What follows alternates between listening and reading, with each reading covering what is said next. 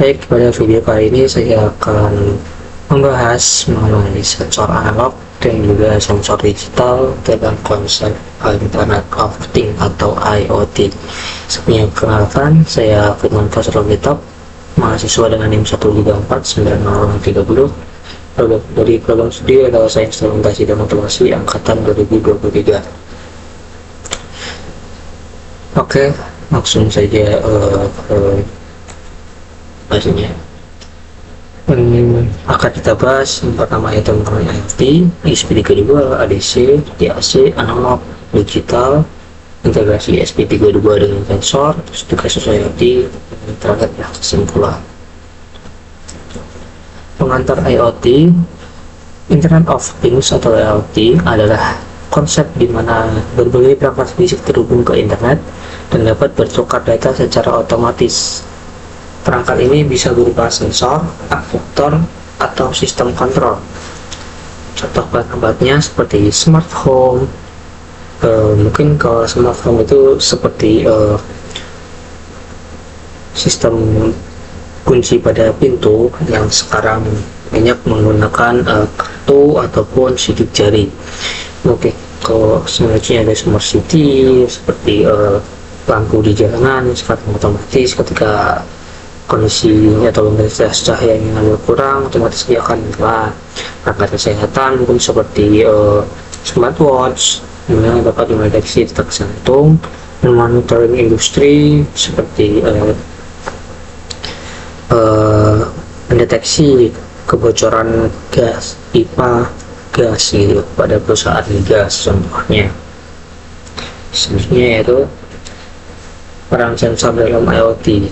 Nah, sebelum membahas sensor, untuk sensor ini sendiri pentingnya itu suatu device atau perangkat yang mengubah besaran fisik menjadi sinyal listrik. Seperti untuk pengertian dari sensor itu sendiri. Jadi sensor ini berfungsi sebagai indera ataupun sebagai input dari perangkat IoT. Sensor mendeteksi kondisi lingkungan seperti suhu, cahaya, kelembapan, atau gerakan. Sebenarnya ESP32 bertindak sebagai otak yang memproses data sensor dan mengirimkannya ke internet atau mengatur perangkat lain. Nah, jadi jika sensor ini sebagai indera atau sebagai inputan, ESP32 ini sebagai otak atau sebagai alat pemrosesan. Contohnya, ketika kita ingin mendeteksi suhu menggunakan sensor DHT11. Jadi sensor DHT11 ini dia akan memberikan inputan kepada atau memberikan sinyal kepada ESP32, kemudian sama ESP32 diproses, kemudian ditampilkan baik itu melalui serial monitor ataupun lebih baik lagi sekarang bisa tampilkan melalui notifikasi pada HP seperti contohnya seperti itu. Silakan nih. Lanjut, pengenalan ESP32.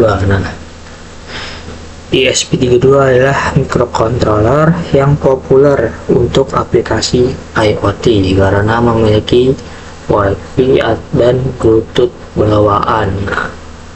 Mungkin kalau pada microcontroller lainnya belum ada yang masih belum support Wi-Fi dan juga Bluetooth. ESP sendiri awal-awal juga tidak memiliki Wi-Fi ataupun Bluetooth bawaan. Fitur utama dari ESP32 ini pertama itu prosesor dual core hingga 240 MHz dengan RAM dan flash besar, SPIO multifungsi, mendukung protokol UART, I2C, SPI, PMP, serta memiliki ADC dan DAC internal. Jadi kalian tidak perlu yang namanya ADC eksternal lagi. Selanjutnya, ESP32 digunakan pada smart home, wearable device, dan sistem otomasi. Nah, seperti pada khususnya pada body saya tadi terkait membahas otomasi, pastinya lebih ke penggunaan sensor ke ADC, dimana atau bisa disebut analog to digital converter. Itu mengubah konverter adalah konverter yang mengubah sinyal analog menjadi data digital. Contohnya itu seperti sensor LM35 menghasilkan tegangan analog kemudian dikonversi ke angka digital oleh ESP32. Sebenarnya ESP32 memiliki ADC 12 bit yang mengubah tegangan 0 sampai 3,3 volt menjadi nilai digital 0 sampai 4095.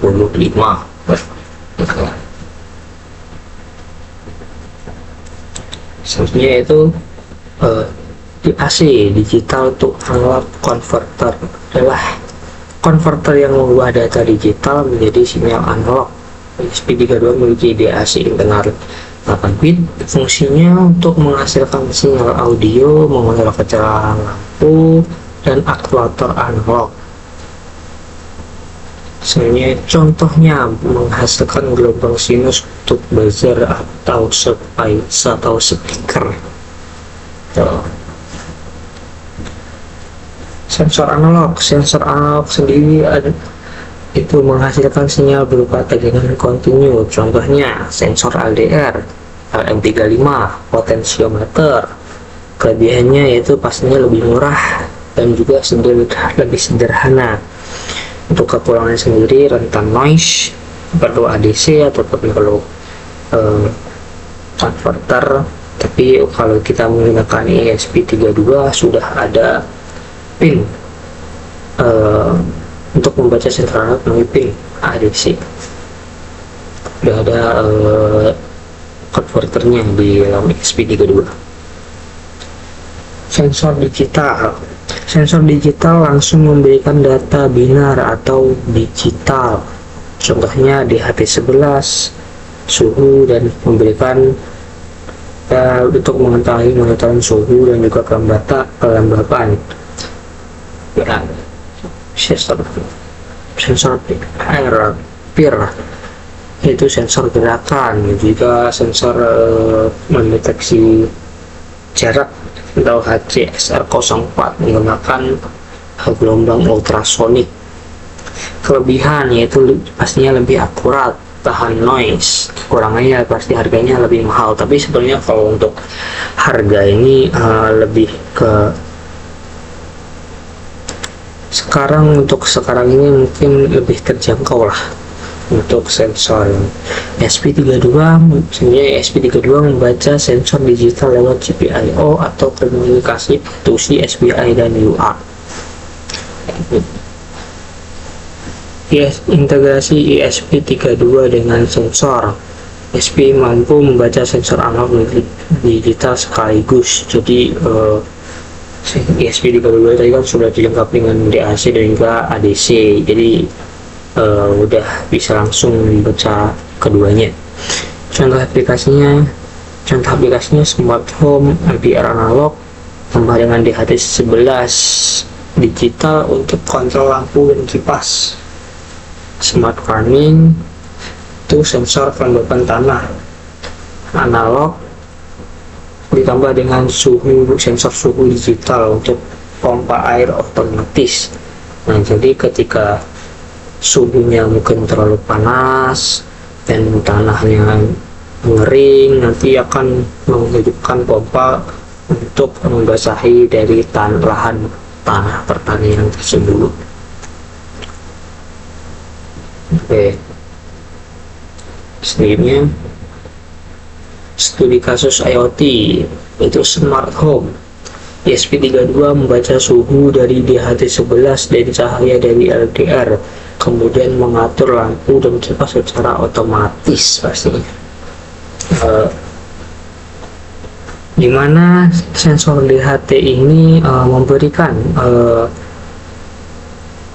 sinyal ke ESP32, kemudian diproses lalu dapat mengatur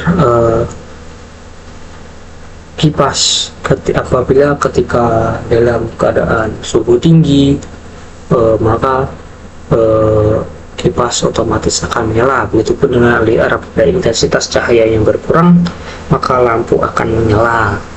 Nah, selanjutnya yaitu smart farming. ESP32 membaca kelembaban tanah analog dan suhu digital, lalu mengontrol pompa irigasi berdasarkan kondisi tanah. Jadi apabila tanahnya kering, maka pompa irigasi tersebut akan hidup atau menyala untuk membasahi tanah. Jadi kita langsung saja lanjut ke demo dari alat sederhana yang saya buat dengan menggunakan untuk memonitoring suhu, dimana menggunakan sensor thermocouple dan juga sensor DHT.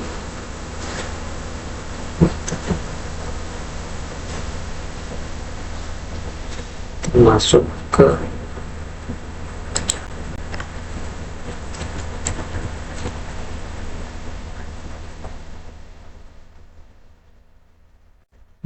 ini.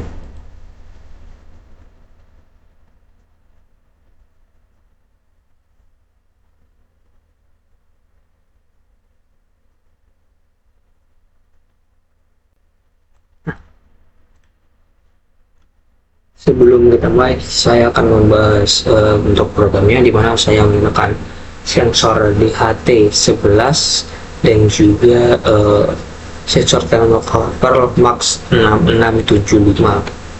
Di mana di sini programnya yaitu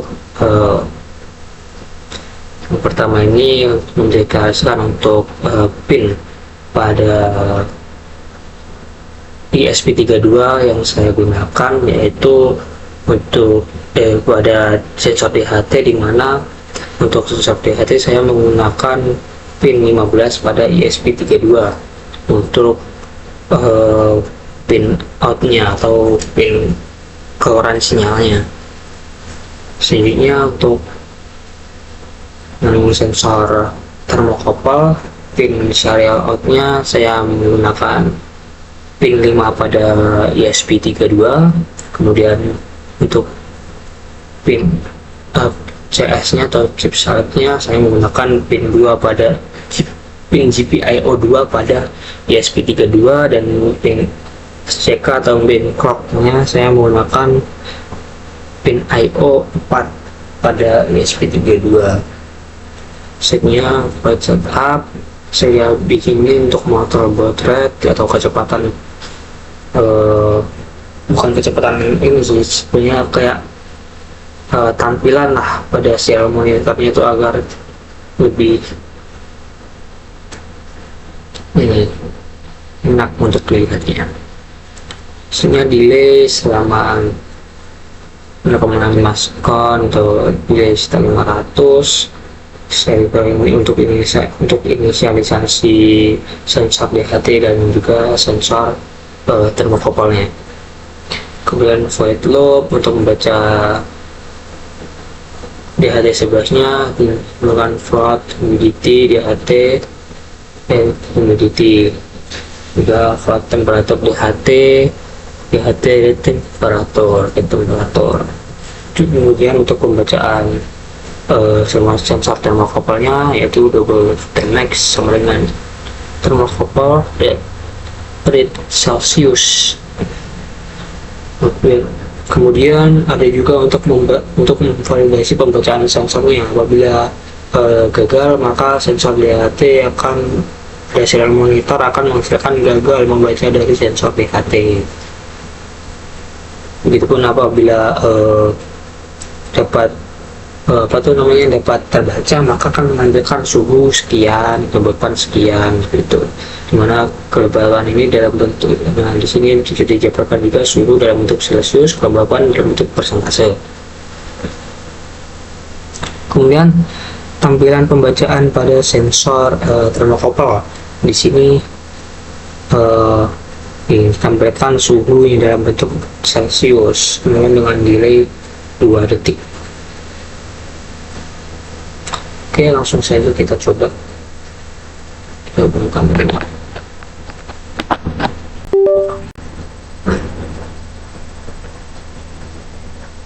Oke, ini sebelumnya saya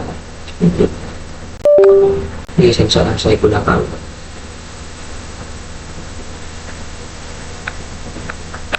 Bukan.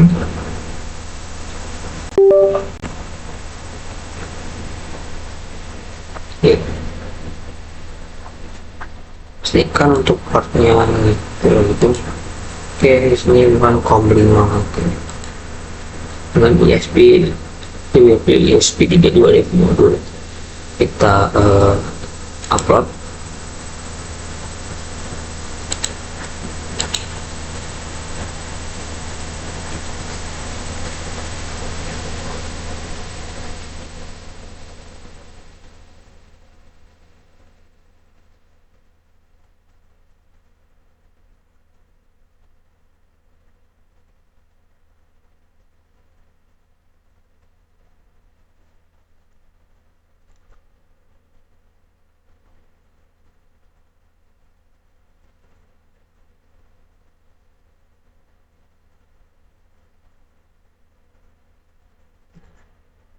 Apabila sudah seperti ini,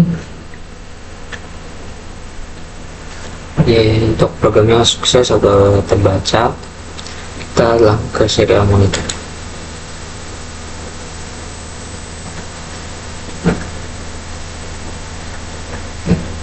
Untuk pada sensor DHT suhu sekitar 30 lah, 30 29. Kemudian untuk sensor termokopelnya terbaca itu 30. Ini terdapat perbedaan sekitar 1 derajat, ya kurang lebih 1 derajat Celcius. Untuk kelembapannya 87%.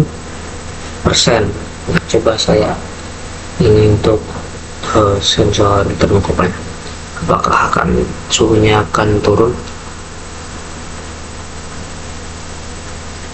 Oh, justru naik suhunya.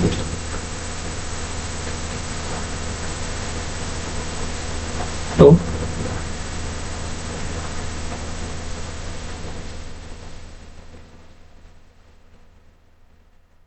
Oh iya, benar.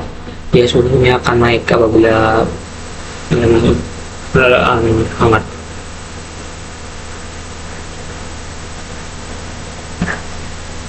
Ini 34 derajat Celcius. Ini coba saya gunakan kipas, lihat berapa. Saya baca. Nah, dia akan perlahan turun untuk suhu termokopel yang max 60 mm. Nah, turun perlahan dan turun. Itu pun dengan DHT. Coba saya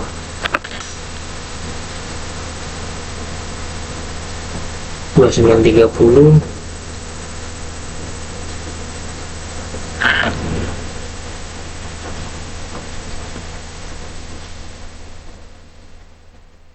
Nah, naik ya jadi 2980.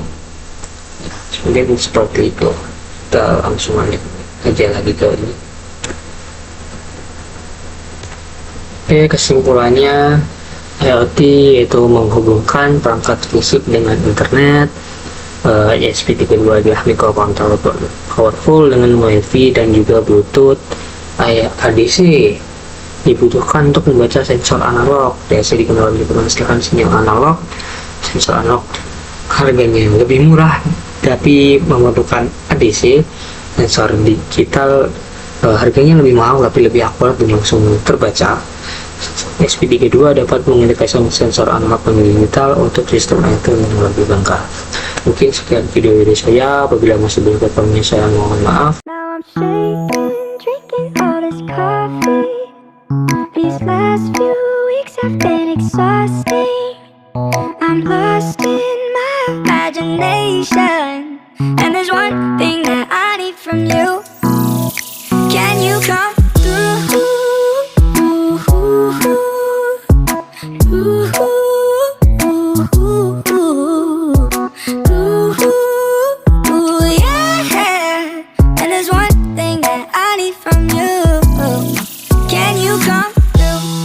I might lose my mind, waking when the sun's down, riding all these highs, waiting for the calm down. Walk these streets with me, I'm doing decently, just glad that I can breathe.